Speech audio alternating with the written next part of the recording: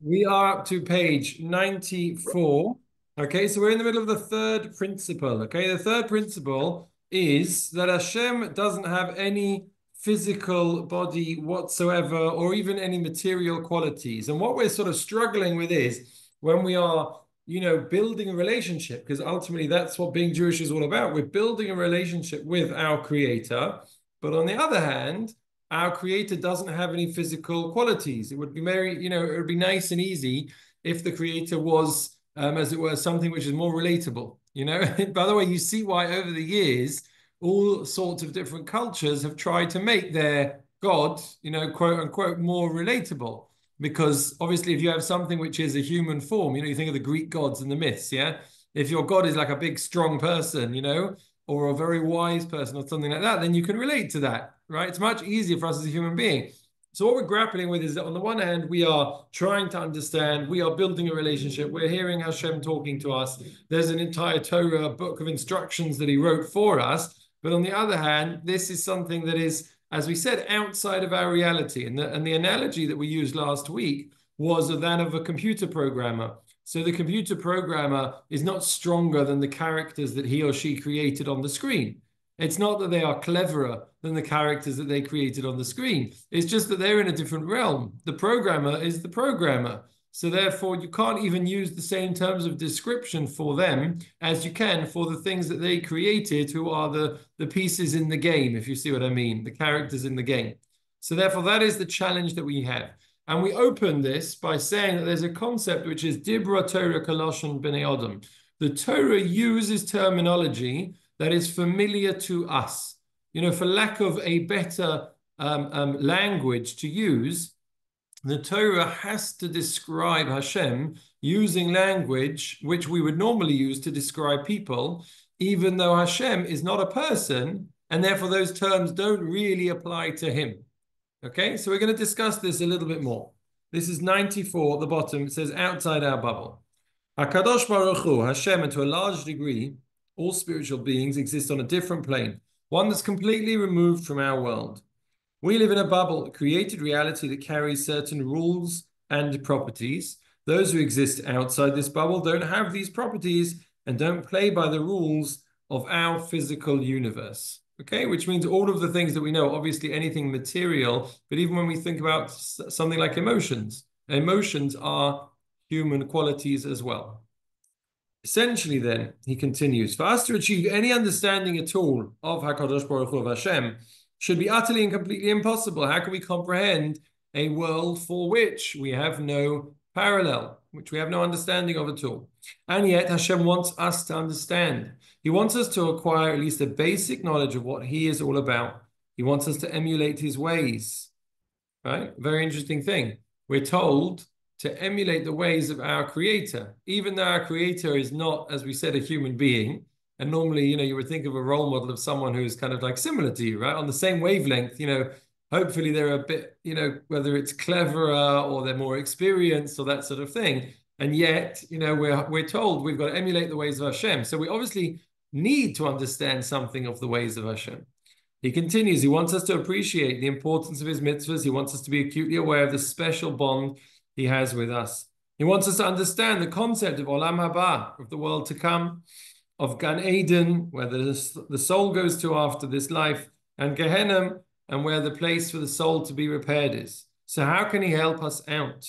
How can we attain even a rudimentary grasp of these concepts? How are we supposed to understand, to begin our understanding of these concepts? He continues, to this end, Hashem speaks in our terms and ensures that our world is replete with parallels that serve as tools for understanding the spiritual universe. The structure and operating procedures of the world and the physical and emotional realities of the human being provide us with some minimal frame of reference to the spiritual dimension. So as we said before, we're using terms that are from our world in order to describe a world that is really operating on truth on a completely, entirely different plane. But that is the best way that we can understand what is going on, the best way that we can understand what Hashem is doing and that we can emulate him. He continues with a number of examples. At times, Hashem acts with a show of strength, meting out punishment, How could he describe this conduct to us? He provides us with an arm and infuses it with strength. An outstretched arm in our world is one that is poised to strike. Now that we have this point of comparison, he turns to us and he says, "You may not truly understand me, but know this. The course of action I am about to take is much the same as the one you take when you stand with an outstretched arm." So we're using that analogy to understand the action that Hashem is going to take. Sometimes Hashem will alter the natural course of world order due to corruption on humanity's part. The Torah describes this as a change of heart, right? That Hashem, it said before the flood, for example, Vayinochem Hashem, that Hashem changes his mind. What does that mean? Does he have a beating heart? Most definitely not. Yet we human beings also experience shifts of perspective that cause us to redirect our courses of action, our course of action. We refer to this as a change of heart, and therefore so does he. You know, it's interesting because all of these different terms, what we're using is we're using our frame of reference in order to describe Hashem. So normally what we understand is that this is real. My arm is real, right? This is reality. And then I'm using this to understand something which is not real, right? Which is in the spiritual world. It doesn't, you know, I can't sort of see it. It doesn't exist per se, but I'm understanding the concept because I've got something in front of me which is real.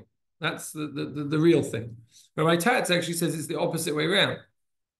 Rabbi Tatz says, if you think about it, this is a little bit kind of, you know, mind-bending to think of, but Rabbi Tatz says, the only thing which is truly real is the spiritual realm. The only thing which is truly and utterly real and has always existed and will always exist, as we spoke about in the first couple of principles, is Hashem.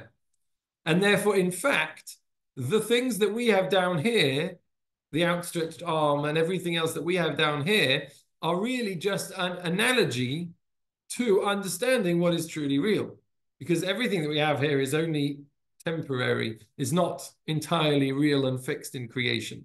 So it's almost like the other way around, that this, our world, is all a moshel, is all really an analogy just to help us to understand what's going on in the spiritual world, which is the real world.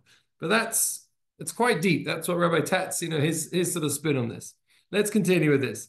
Bottom page 95. Hashem has an intense bond with each and every one of us. How can he describe this to us? How can he help our minds grasp just how connected to us he really is? To this end, he created the concept of love and endearment. Now that this concept exists between humans, and we have some glimpse of the extremes to which people will go for love, he can tell us that he is Ohev Amo Yisrael. He loves his nation, the Jewish people. Having experienced relationships with our loved ones, parents, siblings, a spouse, or a friend, we now have a basis of comparison for a relationship that transcends all of those bonds. Now you can start to understand why some people, you know, you may have heard before that we say that a person who can't love another person is not capable of loving God. Because if a person is not capable of having a loving relationship with his fellow person, human being, that means that he can't understand the whole concept that Hashem loves him and that he can love Hashem, because they have no frame of reference, unfortunately. If a person's incapable of doing chesed, of doing kindness, of helping someone else, just purely altruistically, just because it's the right thing to do, just because they want to help someone else, they want to make someone else smile, then how are they going to be able to do something which is not for themselves and it's purely for Hashem? It's purely to do something which is the right thing, only something which is going to give Hashem nachas from us. So all of these things, you know, to be a healthy Jew, you have to be a healthy human being first and foremost. That's the very first thing.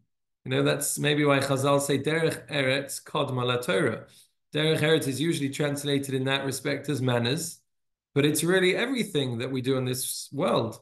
You know, the ways of the world. A person who is able to interact in a healthy way with other people on this world, they're able to understand all of these concepts and then apply those concepts to their relationship with their creator.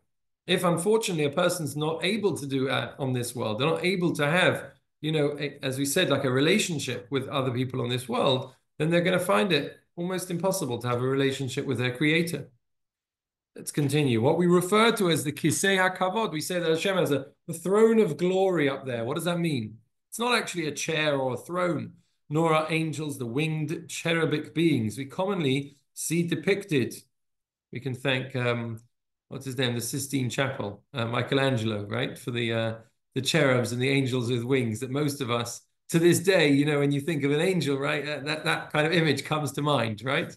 It's nothing to do with that. That's, childish, really. The spiritual realm is an entirely different world, one that defies any physical characterization. Is Gan Eden, the Garden of Eden, a place of physical enjoyment? No, right? It's not a place where, you go and you drink wine and you play football or whatever it is that we enjoy doing. Is Gehinnom an actual fire? No, it's also not, right? It's a place where the souls go. But by familiarizing us with concepts such as intense pleasure and searing pain, Hashem gives us a comparative tool that provides a glimmer of understanding of what awaits us in the world to come.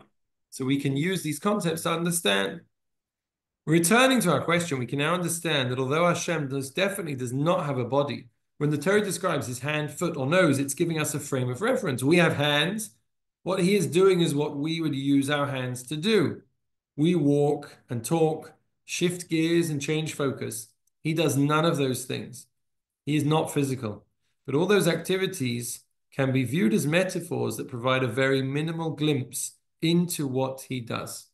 So it's important for us to know that when the Torah describes Hashem as having the outstretched hand and the strong arm, etc., we can't make the mistake of thinking that that means, none of us believe or think that Hashem kind of has an arm, but we sometimes can make the mistake of thinking, that it must be something physical, and the thing that did the plagues, or, the stories that we read about that came to the aid of Avram that helped him overcome, that there must be some sort of, it must look like something, right? It's very hard for us not to think that it looks like something.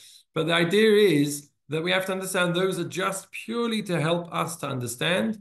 And in the same way that we, have the hands and walking and talking and shift gears and change of heart and that sort of thing. So it helps us to understand the way that Hashem behaves, but not who Hashem is in his essence. The way that Hashem acts, that is what we're trying to understand. What Hashem truly is, that we can't do. Okay? Laura, questions at the end. The same is true of the emotions the Torah attributes to Hashem. Okay? Meaning emotions as well, or obviously those are a human thing too. He does not have emotions, but these descriptions of his emotions open a window into processes we otherwise could not grasp.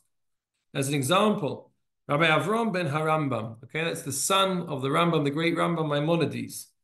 He writes that every time the Torah refers to Hashem as being in a state of anger or vengeance, the statement is immediately followed by his taking action.